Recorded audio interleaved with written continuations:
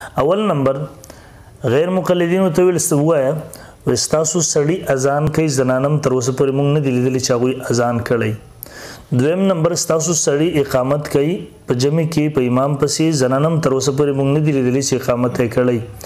دریم نمبر ستاسو سړی امام جوړیږي د جمع په وخت کې زنانه موږ ستاسو نه دی کتلی چې تر اوسه پورې هغه امام جوړه شوي. څلورم نمبر غیر مقلدین سړی چې کله مونځ ته ودرېږي نو هغه سرونه ښکاره کړي او کله چې ستاسو زنانه ودرېږي هغه سرونه پټ کړي. پنځم نمبر غیر مقلدین سړی چې ودرېږي د پنډۍ مکمل خالی کړي. بره حدیث کې د پټکوره ښکاره کولو ذکر راغلی دی د خوارجو غوندې غونډه پنډۍ ښکاره کړي او ستاسو ښځې چې ودرېږي هغه پټ کړي. السلام علیکم ورحمت الله. محترم ورونو، د مفتري صاحب یو بیان چې غریب پکې ژړا ته راغلی دی او دا خبره اعتراض به په اهل حدیثو کړی چې ګوره تاسو وایئ چې د ښځې او د سړي په مانځه کې فرق شته دی. زه به فرقونه به بیان کوم وروسته چې 20 فرقه دوی ښیي. په یو صحیح حدیث کې هم دا نشته 20 فرقونه زنانه به په سینه لاس ږدي. داسې نور فرقونه به زه بیان کوم انشاءالله. نو چا چې په دا اعتراض کړی جواب خو زر نشته ځکه حدیثو کې دا مسله شته نه چې فرقي نو بس بیا ویلي زه به دوی باندې اعتراض کوم. دا خبر یاد وساتئ محترم ورونو چې د مانځه یو خارجي احکام دي یو داخلي. خارجي احکامو کې د سړي او زانه چې کوم فرق په حدیثو کې ثابت دی هغه موږ منو،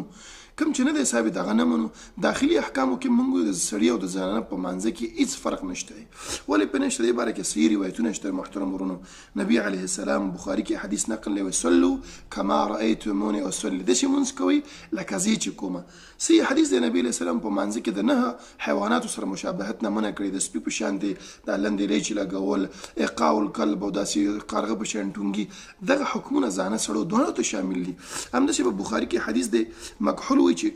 ام درده وكانت ام درده تجلس في صلاتها جلسة الرجل وكانت فقيها. ام درده په مانځه کې د سړو په شان دی کېناسته او هغه فقیهه وه. همداسې د امام ابو حنیفه استاذ د ابراهیم نخعي فرمایي چې تقعد المرأة في صلاتها كما يقعد الرجل، و د سړي په شان دی به زانه کېږي. ابن ابي شیبه کې دا حدیث نقل دی.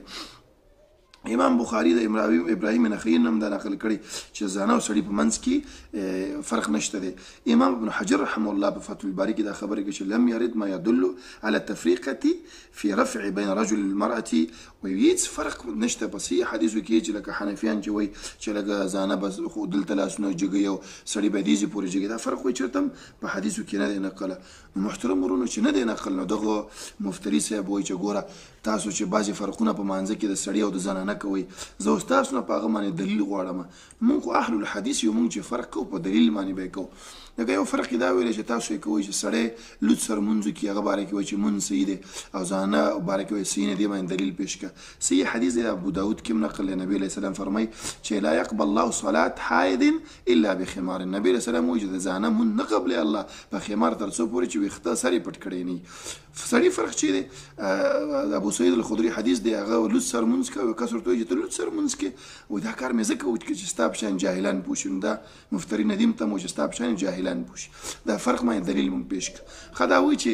د اهل حدیثو سړي چې دی نصف ساق پورې پرتوګ جګ کړی دا خو جاهله تا ته ځکه نه دی معلوم چې قرآن او حدیث سره مواسطه نشته. نبي علیه السلام صحیح حدیث دی چې ادارة المؤمن الى نصف الساق، نصف ساق پورې د سړي د ازار باید جګ شي او که دې نه لږ کډه شو فما کان الی الکعب فلا باس، کعبین پورې کو هم باک نه کوي. خو ستاسو نصف ساق خو پرې د کعبینو نه هم لندې پراتې ځکه تاسو قرآن او حدیث پیژنئ نه. دا فرق په دې باندې چې لکه سړی به خپل ازار پرتوګ جګ ساتي. ښه زانه به چېرته ساتي په مانځه کې. نبي علیه السلام صحیح حدیث دی هم په ابو داود ترمذي مشکات کې هم نقل دی چې ام درده پوښتنه وکړله دغه ام سلمه پوښتنه وکړه چې اتصلي المرأة في ذرع وخمار ليس عليه ازار، پرتوګ نه یو داسې یو کمیس چې هغه وګدي مونځ پکې کولی شي. نبي سلام وایي چې اذا كان درع سایغا یغطي ظهور قدمیها، چې قدمونه یې ورته پټ کړي نو څه چې معلوم شو قدمونه به یې پټي د هغې به پټي د سړي چې لوڅ شي باک نشته. ګوره په حدیثو جوابونه درکو دا د اهل حدیثو شان دی. ګوره ښه چېرته اهل حدیثو سره د واستن د راغلی. ښه بلې دا خبره کړې چې زنانه اذان نشي کولی او اقامت نشي کولی. ولې نشي کولی؟ زنانه ته جمع ورکوي. دا هم ستاسو د مذهب خلاف یو خبره ده او تاسو یې منئ نه. زنانه چې زنانو ته جمع ورکوي نو هغه اذان هم کولی شي اقامت هم ورته کولی شي. صحیح حدیث د ابن ابي شیبه کې نقل دی دغه نقل کوي لیث طاووس نقل کوي چې عائشه رضی الله عنها كانت تؤذن وتقیم هغې به اذان هم کوه اقامت به هم کوه او بل حدیث کې دی چې جماعت به هم ورکوه نو اذان اقامت دواړه کولی شي زنانو ته جمع ورکړي سړو ته ځکه نشي ورکولی ځکه نبي صلی الله فرمایي زنانو دپاره خیر صفوف څه دي آخر دي اخرني صفونه جماعت هغو دپاره نشته دی ور په حدیث باندې موږ هر څه ثابتو مقلدین نه یو جاهلان نه یو موږ قرآن و حدیث والا یو ښه بل کړې ده د ابن عمر حدیث دی باره کې د اذان باره کې چې پوښتنه ترې وشوه چې هل په زنانو باندې اذان او اقامت شته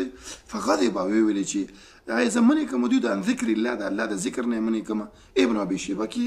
دا مسله نقل ده دا خبره کړې ده چې زنانه مسجد ته نه ځي او سړي ځي دې باره کې تاسو دلیل پیش کړي نبي علیه السلام حدیث دی چې لا تمنعوا نساءکم المساجد زنانه د مسجد نه مه منې کوئ وبيوتهن خير لهن کورونه ورته غوره دي نو موږ یې منې کوو نه خو کورونه ورته غوره دي څه معلوم شو زنه په کور کې ورته منځ غوره دی او که مسجد ته ځي مقلدینو منې کوي ما د نبي علیه السلام حدیث دی ګوره پوه شوې دا د نبي صلی الله علیه وسلم فرمایي چې صلاة المرأة في بيتها افضل من صلاتها في حجرتها په کمره کې چې منځ کوي ښکاره ځي کې مطلب دغه طرف ته اشاره ده چې څومره پټ ځي کې منځ کې هغه ورته غوره دی نو مسجد ته جواز شو او کور کې افضلیت شو خاص سړو لپاره نبی صلی الله علیه وسلم وایي زما زړه دی چې بعضې خلک کورو کې منځونه کوي کورونه ورته وسېږدمه نو سړي باندې فرض شو زنانه دپاره کور افضل شو ګوره فرقونه موږ داسې په قرآن او حدیث سره ثابته وو نو چېرته خوب کې وایم دا فرقونه نه ښه موږ خو جواب درکړه ستا د اعتراضوم جواب درکړه چې ګوره ستا اعتراضونه دا تا نه اوس موږ سوال کوو مقلد ماما مفتري صاحب شل فرقونه تاسو کوئ د مانځه د سړي او د زنانه دا دوی کتاب نور الظلام او د ټولو کې لیکلي دي چې زنانه به چېرته کوي تر د اوږو پورې لاسونه پورته کوي سړونه غوږو پورې دې باندې دلیل پیش کړي زنانه چې د خپل ښی لاس به داسې ږدي دا دې باندې دلیل پیش کړي زنانه به په سینه لاس ږدي سړی به لنډ ږدي په دې باندې دلیل پیش کړي رکوع کې به ملا داسې خمه نیولي داسې لږ جګې نیولي دې باندې دلیل پیش کړي او دا